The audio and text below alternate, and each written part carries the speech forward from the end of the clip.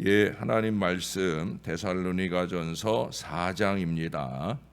오늘은 4장 1절에서 8절까지 1절에서 8절까지 말씀입니다. 제4장.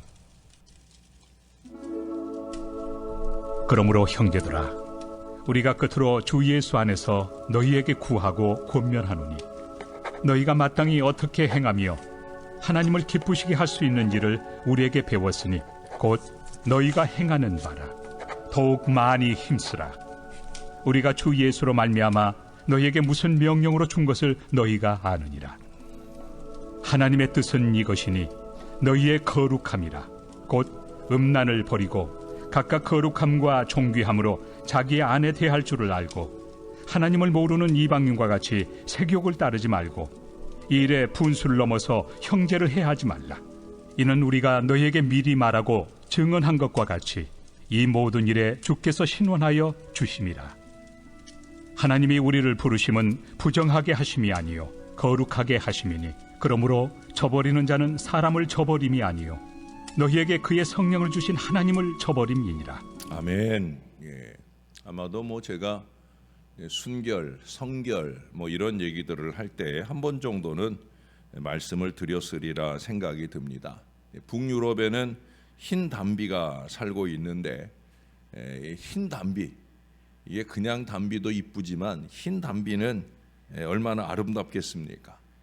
아름다움으로 유명한 이 흰 담비는 그 아름다움으로만 유명한 게 아니라 그 아름다운 것을 본능적으로 잘 지키며 살려고 하는 그 강한 의지로 더욱더 유명한 동물이에요. 그래서 사냥꾼들은 이 흰 담비의 이러한 속성을 이용해서 흰 담비 사냥을 한다는 거예요. 그래서 흰 담비가 사는 그 굴 입구에 숯검정을 칠해 놓습니다. 그리고 이제 숲속에 놀고 있던 이 흰 담비를 이렇게 쫓기 시작해요. 그럼 대부분 본능적으로 첫 번째 가는 거는 자기 집 굴 속으로 숨는 게 제일 상책이니까, 근데 그리로 이렇게 몰아가면 자동적으로 자기 굴 쪽으로 달려가겠죠. 그런데 굴 입구에 숯검정이 이렇게 칠해 있으면 거기는 안 들어가요. 차라리 더럽혀지느니 차라리 죽는 길을 택한다 하는 거예요. 그래서 사냥꾼에게 잡혀서 죽음을 맞이하게 되어집니다. 대단한 본능 아니에요?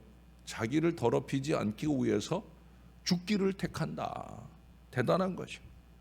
여러분, 우리 크리스찬이라고 하는 말은 물론 본뜻을 보면은 그리스도에게 속한이라는 의미이지만, 그 본질적 의미의 삶은 뭡니까? 그리스도와 같은 사람이란 뜻이죠. 우리가 흔히 신자를 성도라고 하잖아요. 저는 교인과 성도를 구분을 합니다. 그냥 교회만 다니는 건 교인이에요. 그러나 하나님의 뜻을 따라 그 뜻대로 살고자 영부림치는 사람이 성도예요. 성도. 우리는 그 어떤 누구가 되는 것보다 목사 되는 것도 중요하고 장로, 안수집사, 권사 이런 사명자로 사는 것도 중요한데, 제일 중요한 건 뭐라고 그랬어요? 성도. 성도로 사는 거예요. 성도가 뭐예요? 말 그대로 거룩한 사람이라는 거예요. 거룩한 백성이라는 말이에요. 순결한 사람, 성결한 사람, 이걸 말하는 거예요. 타락한 이 세상과는 구분되어진 그런 사람이라는 거예요. 이런 사람을 거듭난 사람, 중생한 사람이라고 말하는 거예요. 영으로부터 마음과 삶에까지 좀 더 성결하도록 영부림치며 사는, 바로 그거예요. 오늘날 우리는 과연 여호와께 성결한지요? TV를 비롯한 수많은 매스컴을 통해 쏟아져 나오는 그 세상의 사치와 향락, 그리고 음란 물결에서 자유로운지, 세상에는 우리를 유혹하는 것들이 너무나 많아요. 그리고 대다수의 그리스도인들이 그런 유혹에 넘어갑니다. 그리고는 자신을 합리화시켜요. 그건 정말 어쩔 수 없는 상황이었다고, 어느 누구도 그 상황에서는 그렇게 할 수밖에 없었을 거라고. 그러나 하나님께서는 우리 몸을 하나님이 기뻐하시는 거룩한 산 제물로 드려라. 음행하는 자들과는 사귀지도 말아라. 이런 명령의 말씀을 바울을 통해 끊임없이 우리에게 던져 주셔요. 오늘 본문도 보세요. 1절에서 사도 바울이 말하기를 어떻게 행하며 하나님을 기쁘시게 할 수 있는지를 상기시켜. 하나님을 기쁘시게. 어떻게든지 이것을 좀 생각하면서 살아야 된다는, 이게 1등 기준이에요. 하나님을 기쁘시게. 그러면서 주 2절에 가면 주 예수로 말미암아 준 명령을 언급하면서 3절에서 뭐라고 그래요? 하나님의 뜻은 이것이니 너희의 거룩함이라. 하나님이 기뻐하시는 으뜸된 뜻, 그것은 바로 우리의 거룩함이다. 그리고 이어서 바로 설명하기를 음란을 버리고, 5절로 가면 하나님을 모르는 이방인과 같이 세욕을 따르지 말라. 7절로 가면은 하나님이 우리를 부르심은 부정하게 하심이 아니요 거룩하게 하심이라 말씀하고 있어요.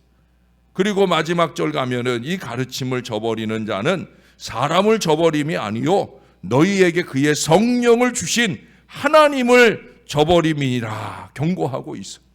여러분, 하나님을 저버리고 무슨 하나님의 일을 한다는 거예요. 한마디로 바꾸어 말해서 우리의 거룩한 삶, 순결한 삶, 그것이 바로 우리 하나님의 뜻이다라고 하는 거예요. 사람은 누구나 육신을 가지고 살고 또 본능이 있기 때문에 이것을 자극시킬 때 잠시 음욕이 생길 수 있죠. 만일 성인이 되고도 음란한 생각이 전혀 없다면 그건 사람이 아니고 목석이요 또 거짓말일 거예요. 그러나 이런 감정이 내 안에서 오래 머물고 있게 해서는 안 된다는 거예요. 음욕을 품지 말아야 됩니다. 저 사람 멋있다, 저 사람 예쁘다 라고 잠깐 생각할 수는 있겠지요. 그러나 그것이 순결한 생각으로 우리의 마음속에 잠깐 스치고 지나가는 일이어야지, 내 마음속에 음욕으로 발전하는 어리석음을 범하면 안 된다는 거예요. 여러분, 새가 알을 품고 있으면 어떻게 됩니까? 알을 까지요. 그렇지 않아요? 뱀알을 품고 있으면 거기서 새가 나오는 게 아니라 뱀이 나오는 거예요. 욕심을 품고 있으면 거기서 도둑질하는 일이 생기는 거예요. 괜히 가론 유다가 만들어지는 게 아니에요. 도둑질을 품기 시작하니까, 그러니까 음욕을, 욕심을 품게 되니까 돈깨에 손을 대게 되고 결국 예수님 팔아먹기까지 하게 되는 거예요. 그건 자동적인 수순인 거예요. 미움을 오래 품고 있으면 언젠가 싸움과 살인을 하게 되고요, 음욕을 품고 있으면 간음을 하게 되는 거예요. 여러분, 새가 머리 위로 날아가는 것을 못 날게 할 수는 없습니다만은 우리 머리 위에 집을 짓는 것은 당연히 못 짓게 할 수 있잖아요. 그렇잖아요? 악한 마음이 우리 마음속에 때때로 비치는 것 어찌할 수 없는 본능이에요. 또 천성적으로 그런 사람들이 있어요. 예수 오래 믿어도 기본적인 본능이, 악한 본능이 자리 잡고 있는 사람은 끊임없이 그 본능을 쏟아내요. 여기가 세상인지 교회인지도 모르고 그 본능을 자꾸 쏟아내. 참 안타깝고 불쌍한 인생이에요. 날마다 하나님의 말씀을 상고한다고 무릎 꿇고 산다고 하면서도 그 악한 본능을 자꾸 쏟아놓게 되어집니다. 여러분, 그 악심을 마음속에 머무르게 하면서 나쁜 짓 하는 것, 그것은 우리의 죄라고 예수님이 분명히 말씀하셔요. 마태복음 15장 19절에 가보세요. 우리가 본능적으로 악심이 잠깐 찾아들 수는 있어요. 근데 그것을 품은 채로 끊임없는 악을 쏟아내서 자기의 가정이나 교회나 공동체를 괴롭히고 다른 사람들을 힘들게 하고, 이거는 하나님이 분명히 물으시는 죄예요. 죄. 그 죄에 머물러 있으면 안 되는 거예요. 젊은 목회자 디모데에게 또한 내가 청년의 정욕을 피하고 주를 깨끗한 마음으로 부르는 자들과 함께 의와 믿음과 사랑과 화평을 쫓으라 권하고 있어요. 이건 목회자에게 권하는 것만 아니에요. 모든 영적인 지도자들이 새겨야 될 말. 젊으나 늙으나 우리는 다 같이 주를 깨끗한 마음으로 부르는 자들과 함께 의와 믿음과 사랑과 화평과 순전을 쫓아가야 되는 거예요. 다윗은 하나님이여 내 속에 정한 마음을 창조하시고 내 안에 정직한 영을 새롭게 하소서. 회개와 결단의 소원을 간절하게 아뢰입니다.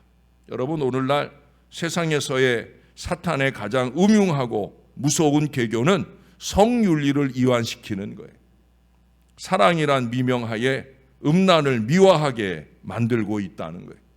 지금 사탄은 각계각층의 인사들과 언론 방송 매체들을 동원해서 순결을 웃음거리로 만들고 건전한 성윤리를 파괴하며 하나님의 뜻에 강력하게 도전하는 일에 광분하고 있는지 몰라요. 요새가 어떤 세상인데 캐캐묵은 그 옛날 옛적의 계명을 현대인에게 강요하려고 하느냐 항변할 사람이 있을 거예요.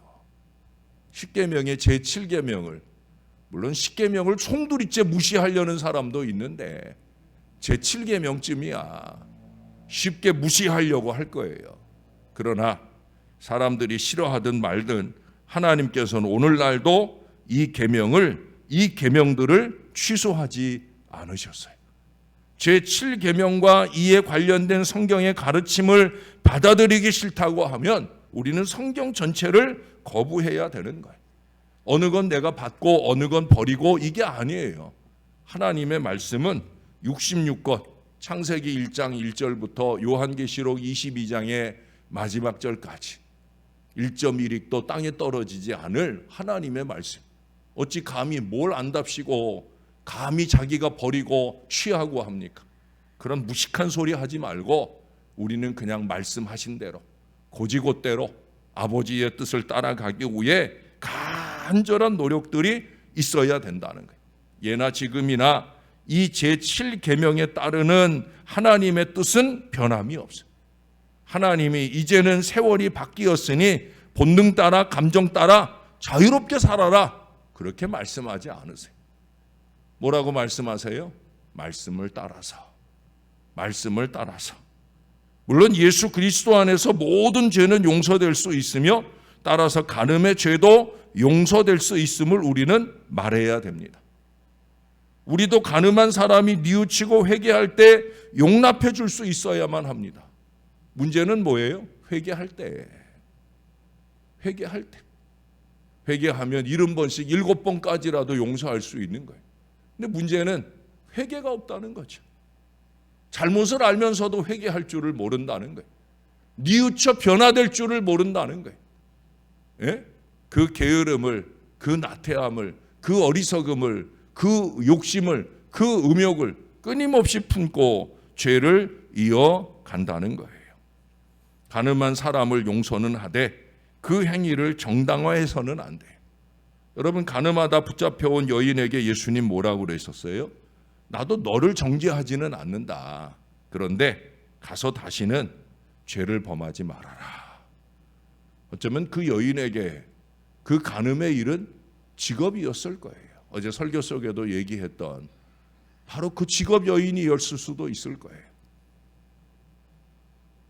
예수님은 그 여인을 사랑하지만 용납하지만 그가 범하고 사는 죄는 용납해 주실 수가 없는 거예요. 그건 어느 누구나도 마찬가지. 예수님께서는 이 여인의 행위를 정죄하지는 않으셨지만 그 여인의 행위는 분명히 죄다. 그러니 다시는 그 죄를 짓지 않았으면 좋겠다. 그게 예수님의 당부의 마음이고 부족한 종의 마음입니다.